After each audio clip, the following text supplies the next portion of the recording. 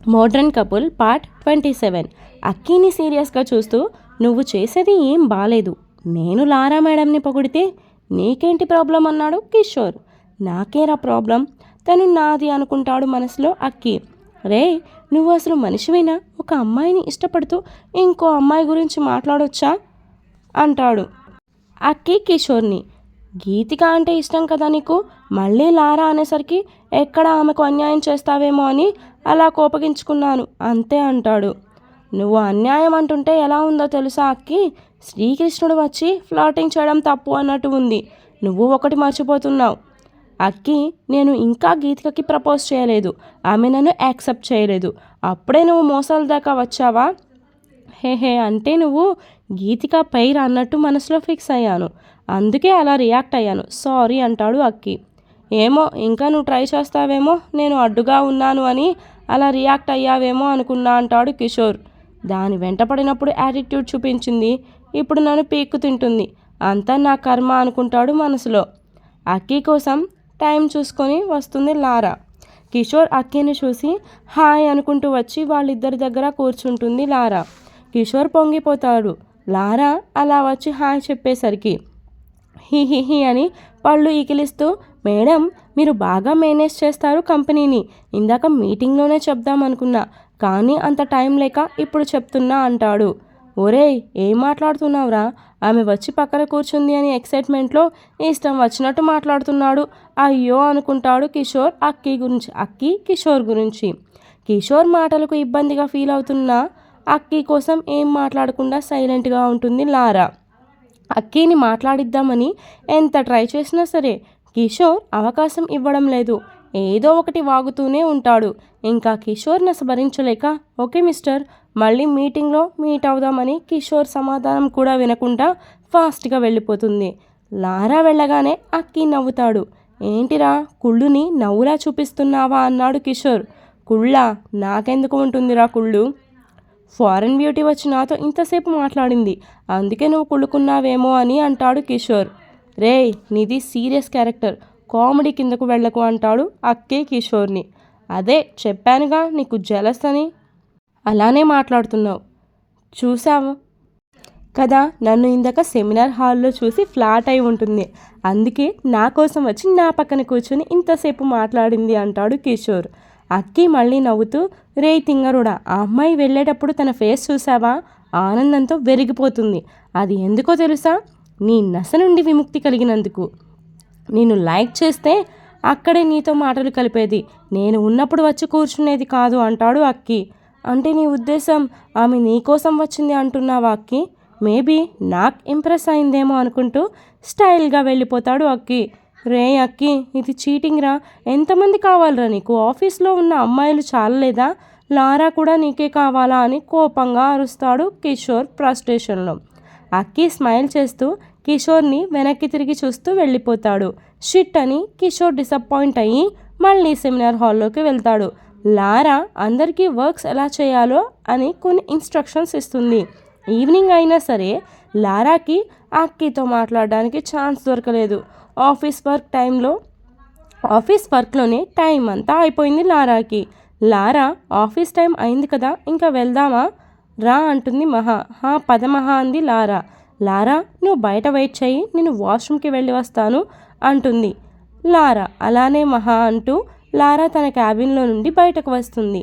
లారా మహా కోసం బయట వెయిట్ చేద్దామని వెళ్తుంటే అక్కీ ఇంకా తన సిస్టమ్ ముందే ఉండడం చూసి నవ్వుతూ అక్కీ అంటూ బ్యాక్ సైడ్ నుంచి హక్ చేసుకుంటుంది. మహా ఇంకా ఆఫీస్లోనే ఉంది గుర్తుకు వచ్చి, లారా వాట్ ఈస్ దిస్ అంటూ అరుస్తాడు అక్కీ. ఏంటి అక్కీ అంత కోపగించుకుంటున్నావు? అది వరకు ఈ హక్స్ కోసం నా వెంట పడేవాడివి, ఇప్పుడు నేను వస్తుంటే వద్దు అంటున్నావు. అప్పుడు వేరు ఇప్పుడు వేరు లారా. ఏం వేరు? నేను నిన్ను లవ్ చేస్తున్నాను అక్కీ. నువ్వు నన్ను లవ్ చేస్తున్నావు అంతే, ఇంకేం లేదు అన్నాడు అక్కీ. లారా, ఇది ఇండియా, అమెరికా కాదు, ఇలాంటివి అన్నీ ప్రైవేట్గానే చేయాలి, ఎక్కడ పడితే అక్కడ కాదు. అక్కీ, మనం ఏదో చాలా చేసినట్టు మాట్లాడుతున్నావు, నేను జస్ట్ హగ్ ఇచ్చాను అంతే అంది లారా. ఎవరైనా చూసి ఉంటే? అదా నీ ప్రాబ్లం, ఎవరూ చూడకపోతే ఓకేనా అంది లారా. లారా షటప్. అయినా నైట్ నా మీద కోపంతో వెళ్ళిపోయావుగా, 2 వీక్స్ మాట్లాడవేమో అనుకున్నా అంటాడు.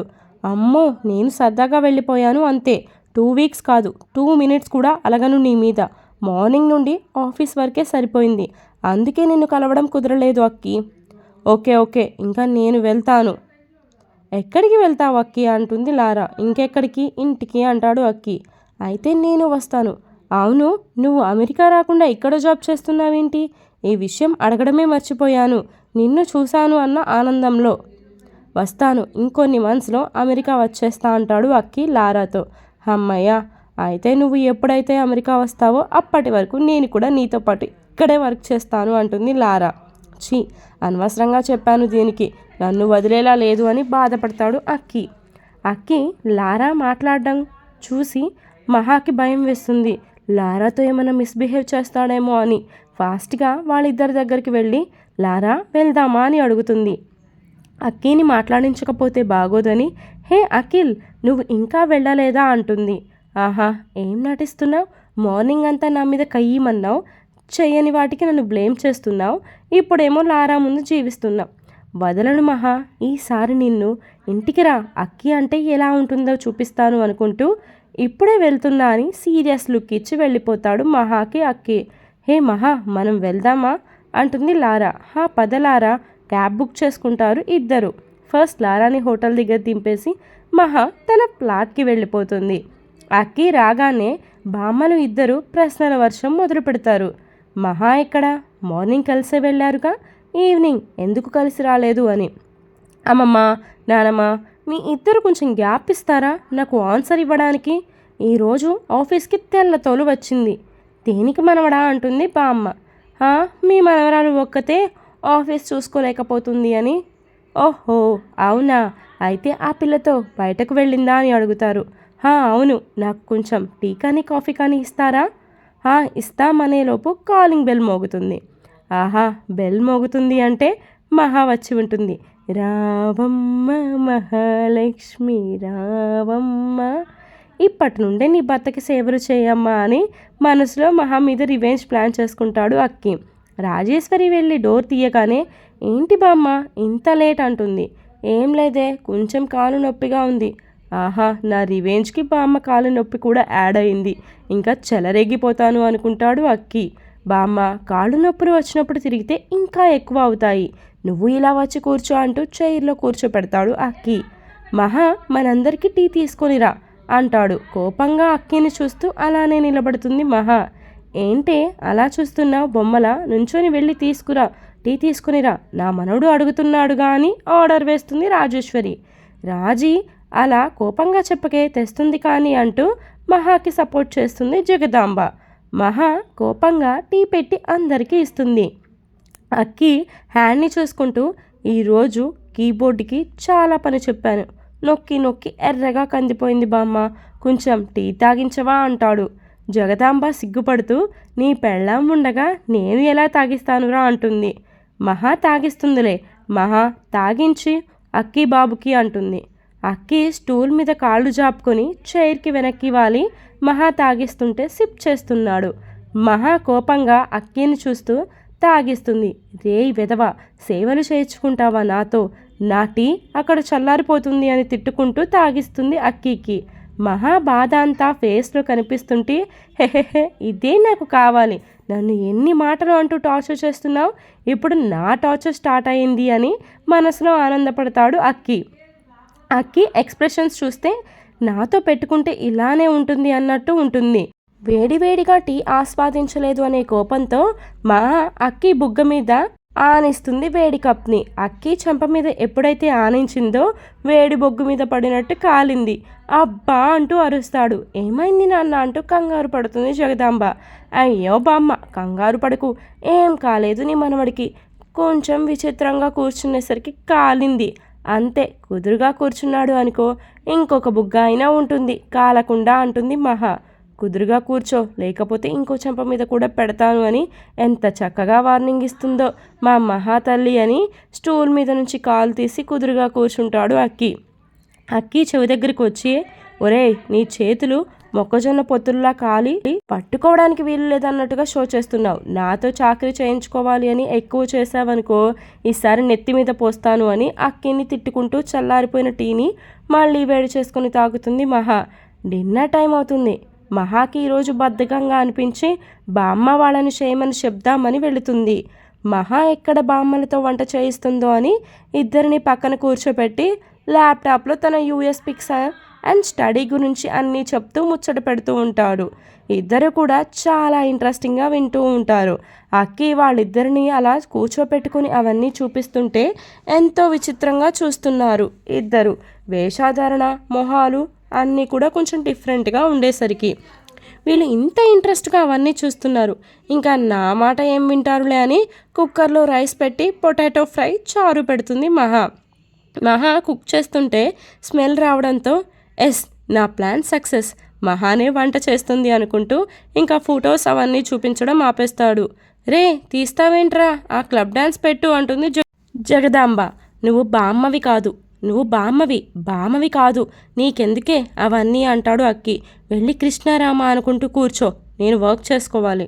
మేము కృష్ణారామ అనుకుంటుంటేనే నువ్వు పిలిచి మరీ ఈ చెత్త చూపించావు, మళ్ళీ మమ్మల్ని అంటున్నావు. ఇంకోసారి పిలువు చెప్తాను నీ సంగతి అంటూ అక్కి నెత్తి మీద మొట్టికాయ వేస్తుంది. పోవే ముసలి అంటూ అక్కి తన పని చేసుకుంటాడు. డిన్నర్ అయ్యాక మహా అందరినీ పిలుస్తుంది. అక్కికి అందరికీ ప్లేట్లో వడ్డించి తనకు కూడా పెట్టుకుంటుంది మహా. అందరూ తింటుంటే అక్కి మాత్రం ప్లేట్ వైపు అలానే చూస్తుంటాడు.